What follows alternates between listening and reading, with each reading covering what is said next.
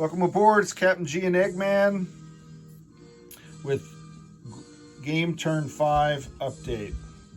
So victory points, the Germans have gone through now and on their second round of 10. So we've replaced the 10 VP with a chip. So this represents 22 victory points for the Germans to 13 for the Allies.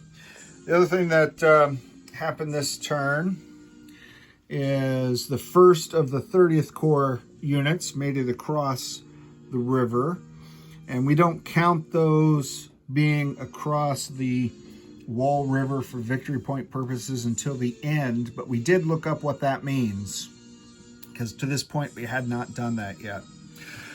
For every Allied unit that makes it across the Nader Rhine, I guess, this river, it's 5 victory points for each one of those 30th Corps units. Getting across this river is 1 extra victory point. Also, any units for 30th Corps that don't make it across the river, that are still on this side, Germany gets 1 victory point each, which really changes the complexion of what I'm planning to do with all these units, leaving them here to protect the line of supply and hit the Germans.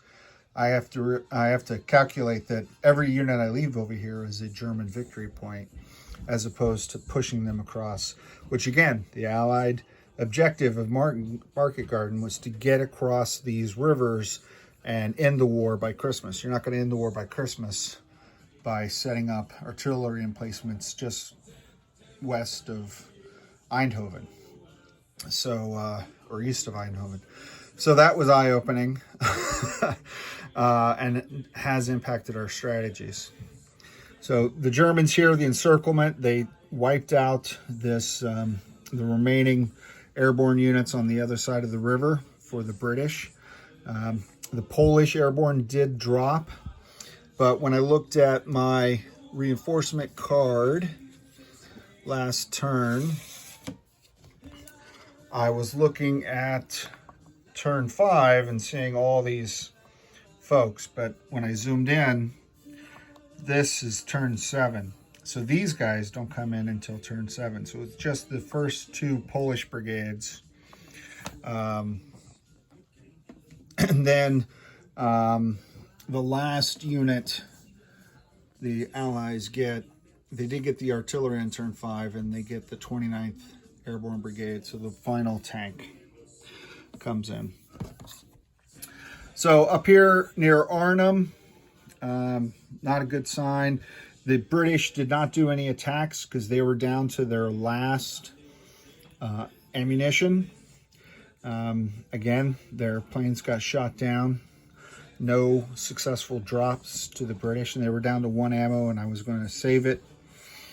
When the Germans attacked, I tried to do supportive fire to protect those guys, which did use up the last ammo, and they got wiped out anyway, which was unfortunate.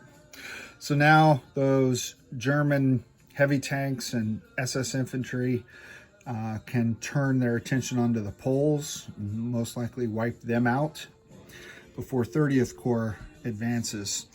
Getting across the river, 30th Corps did drive this unit, force it to retreat. He retreated up. Also, the American Airborne used this engineering unit. You can use this unit to repair bridges and or for infantry to make a temp bridge, pontoon bridge type of thing, if you think of it that way, for airborne to cross. So I crossed 1 airborne and I moved another one into position to cross.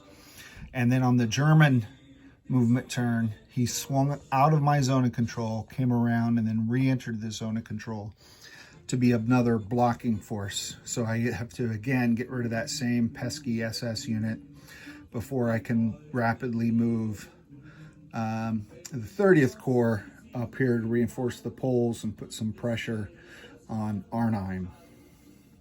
The 82nd have pulled out of Nijmegen, leaving it to 30th Corps, and moved up to protect their drop zone. which is again in range of this AA, shooting at their resupply. If I can ever get across here, my intent is to try to send this. I was playing with the idea of sending this unit and an airborne up here and having them cross to put pressure on that, but I gotta check the supply. I don't know if the airborne can make it that far, because again, they have to stay 7 away from that drop zone supply point. The Germans here that had until this turn been barreling down towards this city to potentially come down to Eindhoven, or to come in here and block the road and knock 30th Corps out of supply. They failed to take the city. It was reinforced by 30th Corps, both the units here that came around, as well as those that came off the road, and as well as some 101st Airborne. We wiped out this German infantry entirely, stranded the tank. We didn't get any hits on him, but the rest of the German units then moved around this way. So I don't think they can cross to get up here, this rail bridge maybe, but I think he's coming back to the road here. So I've got to decide what I'm going to do with these infantry and 30th Corps, especially considering I can't let him tie up all those infantry. But this zone is a gray zone.